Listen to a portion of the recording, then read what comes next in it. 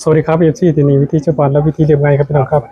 ตอนนี้เป็นบรรยากาศสดๆครับพี่น้องครับเรามาอยู่ที่วัดนาโนนเช่นเก่าเช่นเดิมครับพี่น้องครับครับพระธาตุดวงนะครับพี่น้องครับวันนี้เราก็ขอโชว์ขอราบตำเล่ากับกองทัพที่7นี่สายยนต์2561ครับปู่คุณเด็กและปู่คุณยอดครับพี่น้องครับเราโดยพ่อเดือนจะมาเป็นคนขอโชว์ขอราบครับสวัสดีครับพ่อเดือนครับครับก็ขอสวัสดีเนาะที่นี่วิธีชาวบ้านผมทั้งวิธีเรียบง่ายตลอดทั้งFCที่อยู่ที่ติดตามหรือว่าเขาชมคลิปของที่นี่วิธีชาวบ้านที่อยู่ต่างอำเภอต่างจังหวัดก็ดีมื้อนี้เนาะเราก็มีโอกาสได้เดินทางมาหรือว่าเป็นเรื่องงามยามดีล่ะได้เดินทางมาหาปู่คุณเล็กปู่คุณยอดเทพยนต์ที่อยู่วัดบ้านนาโนนตำบลหนองไห้อำเภออุทุมพรพิสัยจังหวัดศรีสะเกษก็เพื่อสมาขอโชคลาภหรือว่าแนวทางเล่าพัฒนาครับในงวดวันที่7ในวันจันทร์ที่7เมษายน2568นี่ก็ครับเพื่อปู่คนเล็กหรือว่าปู่คนยอดเพิ่นสิให้เปิดโชคเปิดลาภให้หรือว่าขอบารมีเนาะพระธาตุนุ่นดวงอยู่ที่วัดบ้านนาโนนสิ่งศักดิ์สิทธิ์ครูบาอาจารย์อยู่ตรงนี้เนาะมาหากับมาขอพรขอโชคลาภกับปู่คนเล็กนำกันนะตามมาเลย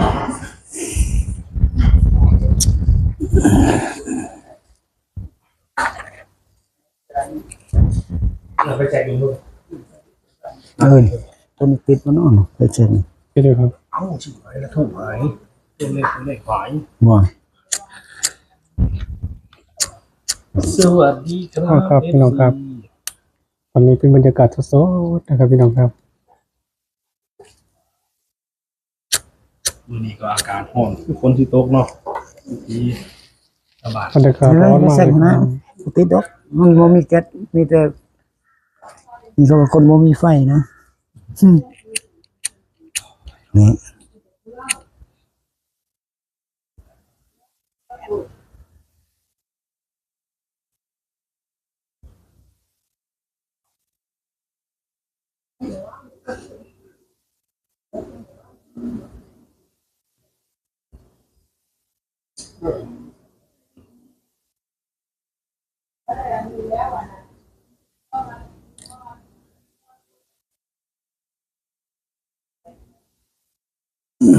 เดี๋ยวก็คำบูชาเพิ่นก่อนเนาะ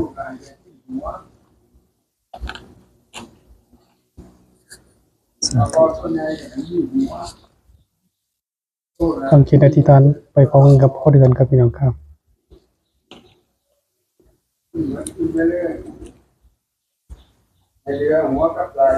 สาธุสาธุสาธุนะโมตัสสะภะคะวะโตอะระหะโตสัมมาสัมพุทธัสสะนะโมตัสสะภะคะวะโตอะระหะโตสัมมาสัมพุทธัสสะนะโมตัสสะภะคะวะโตอะระหะโตสัมมาสัมพุทธัสสะอุโหมลตังอิจะทะอนิทัสสนะปฏิฆาอมิอิสะพุทโธลาภะลาโภโหตุนิรันตรังสัทธาตุติยมปิอุโหมลตังอิจะทะอนิทัสสนะอปปติฆาอมิอิสะพุทโธลาภะลาโภโหตุนิรันตรังสัทธา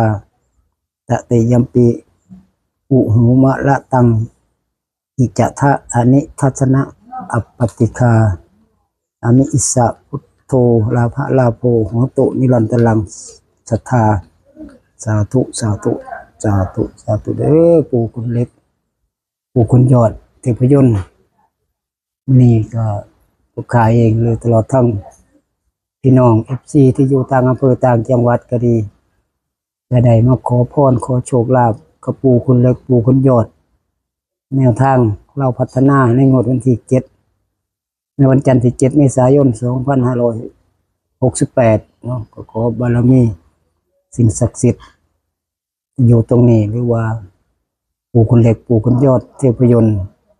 ผู้ที่เป็นใหญ่เป็นโตผู้ที่คุ้มครองดูแลสถานที่ตรงนี้ก็ดีผู้พาเองตลอดทั้ง FC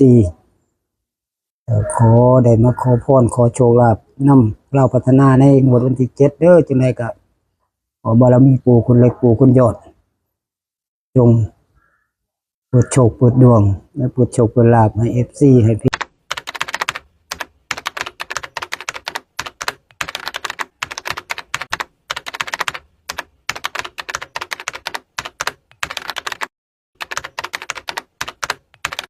จริงเนาะขอแสดงขอให้ปู่จงเป็นบันดาลโปรดโชคโปรดลาภให้คือเก่าก็อย่าเลื่อนอย่าพัดไปอีกเด้อปู่เอ้ยมันว่าก็ของวดใดก็ขอให้ออกงวดนั้นเลยอย่าให้ถัดไปเลื่อนไปเพราะว่า FC พี่น้องเพิ่นก็ตามบ่ทันเนาะ ตัวลูกตัวหลานอีกได้เลย อย่าตมอย่าตัวลูกต่อละล้านเด้อปู่ ลูกหลานเบิดหลายแล้ว ลูกหลานหมดหลายแล้วได้บ่มีค่าน้ำมันสิมาหาปู่แล้วล่ะได้ก็ขอให้ปู่ดลบันดาลให้แน่เถาะขอให้เข้า3โต2โตขอให้ปู่คุณเล็กคุณยอดเทพยนต์ เขาสามตัวตรงๆนี่ให้ใครเนาะสิแปลงเลย ได้พอเข้า3โตก็สิได้นำใครมาถวายปู่ สามตัวตรง 3โตตรงๆเด้อล่ะปู่เอ้ยสิได้ก็ดลบันดาลประทานพรโชคลาภให้แน่เถาะ ๆให้ออกวันที่7ได้ว่าซั่น ขอให้ออกในวันที่7เมษายนนี่ได้ถ้าเลื่อนไปก็บ่ได้เพราะว่าลูกหลานมันก็ตามบ่ทันดอกเนาะเพราะว่าก็ขอบารมีอะไรก็จะตมจะตัวลูกตาหลานเด้อหรือว่าพี่น้อง FC ที่อยู่ต่างอำเภอต่างจังหวัดเพิ่นก็ขอพรเนาะภาวนาสิ่งศักดิ์สิทธิ์หรือว่าปู่คุณเล็กคุณยอดเป็นบันดาลโชคลาภเพื่อจะได้มีใส่มีสอยมีอยู่มีกินหมดหนี้หมดสินถ้าเองก็เป็นสะพานบุญเนาะให้กับ FC พี่น้องอยู่ต่างอำเภอต่างจังหวัดก็ขอบารมีสิ่งศักดิ์สิทธิ์เจ้าที่เจ้าทางเจ้าวัดเจ้าว่าหรือว่าบารมีประทานนุ่นดวงเนาะที่อยู่ตรงนี้ก็ขอเปิดโชคเปิดดวงให้เก็บกายหูให้เห็นหูแจ้งเป็นจริงขอ3โต2โตผู้คนเล็กคนเดียวได้สาธุสาธุสาธุขอบารมีนี่แหละ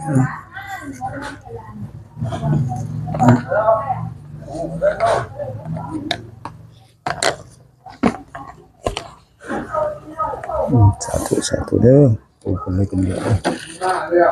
บันดาลประทานพรโชคลาภ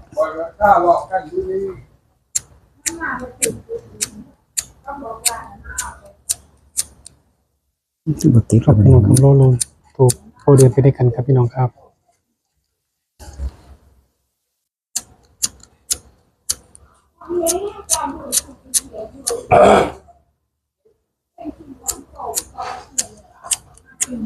หมดกัดแล้วนี่ เบิดแล้ว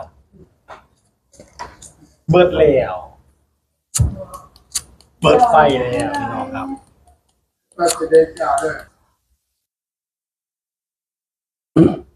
รอลุ้นตัวนี้ไปด้วยกันครับพี่น้อง FC ครับ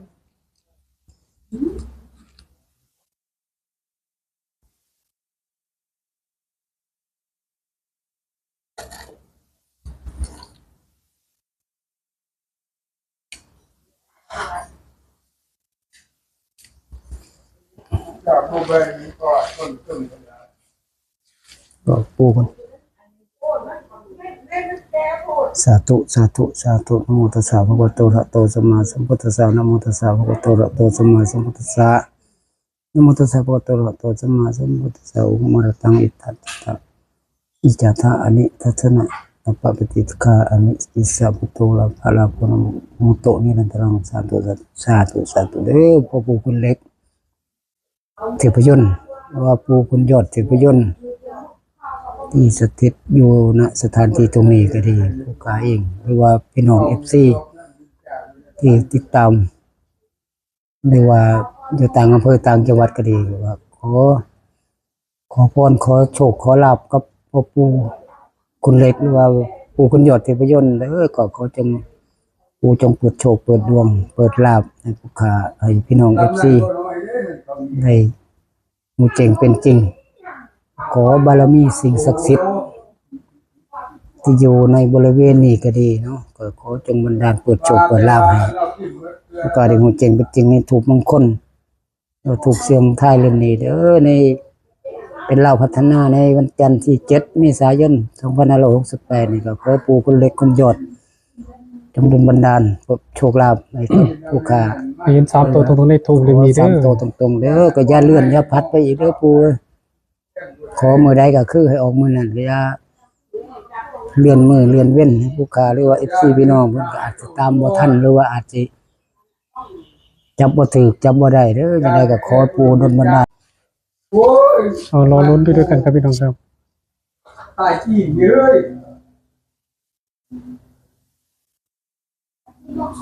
สอบถามพ่อเดินนิดนึงเป็นยังไงพ่อเดิน นั้นว่าต้องมีในประเด็นนี้ยังไงมีความรู้สึกอย่างไรบ้างได้มาอีกครั้งหนึ่งหลังจาก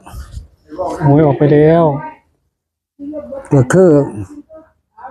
มาขอแก้มือหรือว่ามาขอปูใหม่นะเพราะว่ามันก็คือปูมันให้ไปมันก็ถืออยู่แล้วแต่ว่าหาก แต่มัน ว่า มันบ่ต้องมือ มันบ่ต้องมือที่มาขอนั่นเนาะ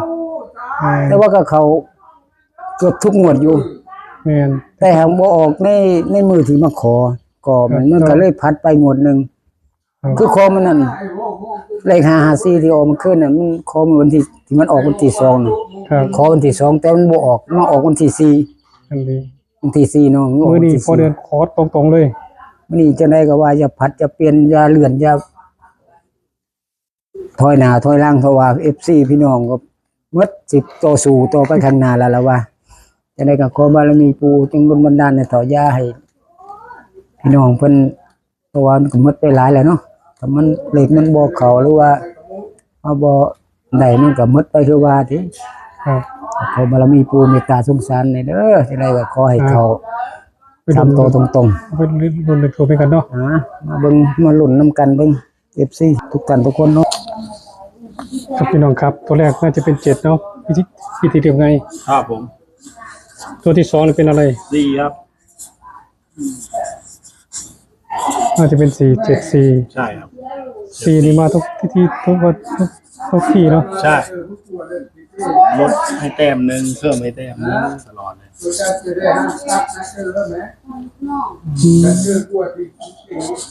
อาจารย์ว่างานจะไอ้ยางไอ้บุญเปล่า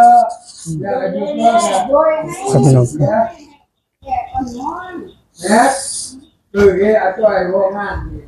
คุณก็ตามที่นู้นนี่เลยยางไอ้ โอ้พอเดือนเป็นยังไงบ้างตัวที่3จะโผล่มาคิดว่าตัวไหนครับ โอ้โห74 74ตัวไหน อย่า ยัง ง งา เต็ ม ม เลยเนาะอย่างละแต้มเนาะ ขอทีละรถยังละเต็มเนาะ ลดอย่างละแต้ม อืม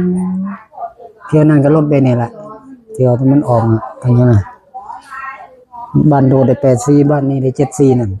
อืม มันนอนกลางเนาะ ครับ ที่ว่าไปตอนนั้นนี่ 47 47แต่บ้านโด48ที่ว่าพวกโคกับเฒ่าไปซื้อวันบ้านโดตอนนั้นเนาะมามื้อนี้ก็ลดลงอีกเต็มหนึงอีก พอเดือนมาตัวที่3เป็นตัวอย่าง คันก็เขาว่านับใจคันมันเป็นไปได้เนาะเขาว่าเป็น3มันสิแม่นบ่เท่านั้นล่ะถ้า3นี่ก็คือมันจะได้ ที่ต เข้า รง กั กัน น3ทีเลย 3ทีเลยนํกันเลยเนาะ จะเป็นเรื่องบังเอิญปานนั้นบ่ ภาวนาว่าคันเป็น3นี่เป็นไปได้ก็โอ้ ไปโชว์ยังไงแล้ว 74แมนซิโต้ยังไงแล้ว เขาไม่เบิร์ด รอลุ้นครับรอลุ้นตัวที่3ไปด้วยกันครับพี่น้อง FC ครับ เอาประมาณนั้นกระแดงหันเรานะคือห้องหันเราจะเป็นมาแต่กันน้อยเป็นยังไงไม่หรอก อ๋อหนึ่งไปด้วยกันครับพี่น้องครับตัวที่3จะโผล่แล้ว พอเดือนบอกว่า3คอยเป็น3น่าจะมี9ก็8เนาะ น้ำดีๆครับน้ำวะเนาะมันก็สูง เข้ากับ8เข้าเลยนะ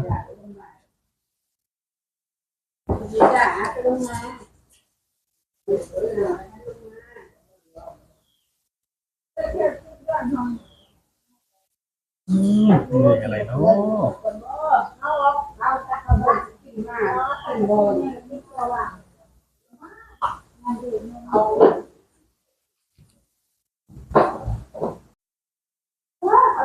2ไม่2กับ3แน่นอน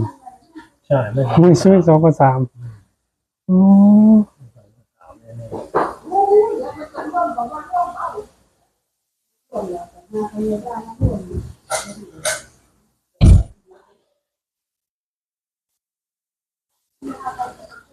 2น่าจะเป็น742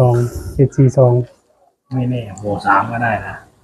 อาจจะเป็นไม่ได้ ก็บ่แน่เนาะ อาจจะเป็น2เหรอ ผมว่าสามแน่นอนง่ายก็สาม โมเมนต์เนาะอาจ2 สองสอง 742ข้อสามตรงตรงๆเด้อปูคุณเล็กปูคุณยอดนี่ยายเรือนมันบ่กันตรงเลยไอ้ของงวดวันที่7เมษายน2568นี่เลย แม่นละสองเนาะ 742ครับพี่น้องครับอาจจะเป็น742เนาะที่ไปมา2-3ที่ก็43-34แต่ว่าที่นี่ลดให้1แต้ม ร้อยหนึ่งแต้ม โอ้ มันก็6-4-3 จะมีเจ็ด 6-4-3 มี742 มั มัน น ก็มาเพิ่มให้แต้มหนึ่งลดแต้มหนึ่ง เออ เออ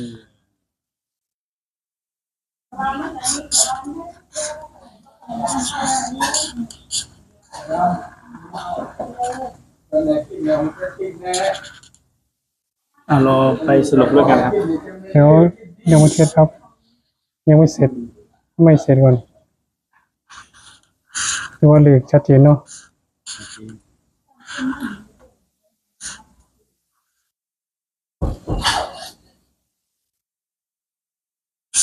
เออ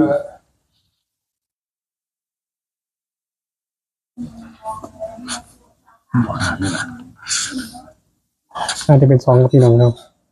ยาป้อสามพิษปัญญา แล้วก็พี่น้องครับหลังจากพ่อเดินจุดธูปหลังจากพ่อเดินจุดธูปเราก็ให้พ่อเดินสรุปให้ซีได้ฟังอีกครั้งหนึ่งเชิญครับพ่อเดินครับ เนาะขอสวัสดีน้อง FC ทุกท่านทุกคนที่ติดตามหรือว่าเขาชมช่องที่นี่วิธีชาวบ้านพร้อมทั้งวิธีเรียบง่ายมื้อนี้ก็ได้เดินทางมาหาปู่คุณเหล็กปู่คุณยอดเทพยนต์อยู่วัดบ้านนาโนนตำบลหนองไห้อำเภออุทุมพรพิสัยจังหวัดศรีสะเกษพระธาตุนนท์ดวงเนาะเพื่อสิมาขอโชคลาภแนวทางเราพัฒนาในหมดวันที่ในวันจันทร์ที่7 เมษายน 2568จะได้มาจุดธูปขอปู่คุณเหล็กหรือว่าปู่คุณยอดเทพยนต์แต่ตรงนี้ก็ได้ตัวเลขเนาะแต่ตัวเลขก็คือ742องค์เลขจับคู่ให้ก็คือ42แล้วก็74เนาะตัดให้74แล้วก็72ตัวนี้เนาะตัวท้ายนี่เดี๋ยวสำหรับแนวทางปู่คุณเล็กคุณยอดเนาะก็คืออยู่ประมาณนี้ ครับ อยู่ที่วัดบ้านนาโนนหมู่ที่ผ่านมากอะขนาดขอมื้อนี้แต่บ่ออกเนาะมันเลื่อนไปงวดหนึงอีกกอมัน ครับ ก็เลยงวดนี้จังได๋เด้อปู่จังได๋ก็ขอนำแน่ทอว่าขอบารมีปู่ให้ FC เพิ่นได้มีอยู่มีกินน่ะต่อได้ใส่ได้ซอยแน่ทอว่า ความพอตรงๆเนาะ FC พี่น้องมันก็ตามบ่ทันไอ้มันเลื่อนไปเรื่อยๆโอ้มันนี่ก็เลยขอเดินมันขอบารมีปู่คุณเล็กคุณยอด หัวหนึ่ง ที่อยู่ตรงนี้ก็โดนบันดาลขอเมื่อใดก็ให้ออกมานั่นขอวันที่7ก็ขอให้ออกวันที่7ตรงๆเลื่อนอย่าพัดไปเพราะว่าพี่น้อง FC เพิ่นก็ตามนำบ่ทันเนาะขอบารมีปู่สิ่งศักดิ์สิทธิ์อยู่ตรงนี้จงโดนบันดาลโชคลาภหรือประทานพรโชคลาภให้แก่ FC หรือว่าพี่น้องตลอดหลานเนาะที่อยู่ต่างอำเภอต่างจังหวัดก็ดีขอให้สงกรานต์นี่เนาะก็เดินทางกลับบ้านก็ขอให้ตลอดปลอดภัยขอให้กลับบ้านโดยเดินทางด้วยความปลอดภัยก็ขอให้ได้เข้า3ตัวตรงๆเด้อพอมีเงินมีทองกลับบ้านกลับช่องเนาะสงกรานต์นี่ขอบารมีปู่เป็นบันดาลให้แน่ ลองไปพิจารณามันว่า พิจารณา เป็นแนวทาง เพื่อเป็นแนว โปรด ทาง ใช้วิจารณญาณในการรับชม ครับ ผมเองก็ เป็นความเชื่อส่วนบุคคลเนาะ ฮู้ดอกว่าสิออกหรือบ่ออกแล้วก็ให้ FC ลองใส่ดุลพินิจเบิ่งเนาะซอยกัน เพื่อปูคุณเล็กคนยอดเพิ่นอาจจะโดนบันดาลให้ก็เป็นไปได้ ถูก เนาะ3ตัวตรงๆเพราะว่าเพิ่นก็เคยให้มาแล้ว3ตัวก็เคยให้มาแล้วเนาะ ครับ เลยมื้อนี้ก็เลยได้มาฮอดมาถึงเพิ่นอีกคือมาขอบารมีเพิ่นอีกคงสิประทานพรโชคลาภให้เยอะมั้งว่าเพราะว่าเพิ่นมีความเมตตาสงสาร เอาให้พอเดือนในป้อนเอฟซีเลยครับผม เนาะครับสุดท้ายนี่ก็บ่มีหยังหลายขอสวัสดี FC พี่น้องเพราะว่าที่นี่วิธีชาวบ้านวิธีเรียบง่ายที่เดินทางมาหาแนวทางโชคลาภให้กับ FC ให้กับพี่น้องผู้ที่เขาชมหรือว่าผู้ที่ติดตาม แล้วก็ให้กำลังใจมาโดยตลอดมื้อนี้ผมเองก็ได้มาขอโชคลาภกับ ปู่คนเล็กเทพยนต์หรือคุณยอดเทพยนต์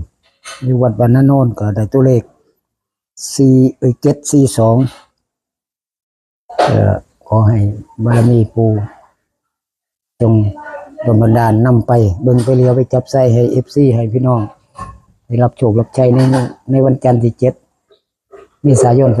2568นี่เป็นเล่าวพัฒนาขามโขงเด้อปู่เอ้ย สาธุสาธุ ให้ดลบันดาลสาธุปังๆเฮงๆ3ตัวตรงๆเด้อ อันนี้ปัจจุบันนะครับวิธีเรียกไงก็ต้องขอขอบคุณพ่อเดือนนะครับพี่น้องครับที่มาให้แนวทางในการเชียงโชคตำเล่าคำโคงวันที่7 เมษายน 2568นะครับพี่น้องครับและที่ขาดไม่ได้จริงๆเลยคือ FC ที่น่ารักทุกคนทุกท่านทั่วโลกทั่วประเทศไทยนะครับที่เบิ่งคลิปที่นี่วิธีปัจจุบันแล้ววิธีเรียบง่ายครับขาดเพิ่นบ่ได้แต่บ่ขาดเพิ่นนี่ก็ถือว่าเฮาบ่มีมื้อนี้ ครับ เนาะเฮาเฮ็ดไปแล้วบ่มีคนเบิ่ง แม่นเขาก็ไปบ่ได้เนาะ เข้าไปบ่ได้เนาะแต่เฮาก็พอเดินก็จะพยายามทำให้ดี พ ที่ ยายา สุ ม ด หาแนวทาง อยากให้เขาสู้หวดแล้วครับพี่น้องครับ แต่ว่ามันมีผ่านมีรุดเป็นเรื่องปกติพี่น้องก็จะว่ากัน ครับก็จะว่า ค กั รั น บ เถอะเนาะ ไปเอฟซีแห้งๆบางๆรวยๆมีเงินเติมน้ำมันกลับบ้านเป็นสงกรารมวลซื่นเช้าบ้านเฮาเนาะ ครับ ครับที่มีก็เป็นสำนีสักคนสวัส ทาง ดี ปล ค อด รั ภัย บ ทุกคนสาธุสาธุ Hãy subscribe cho kênh Ghiền Mì Gõ Để không bỏ lỡ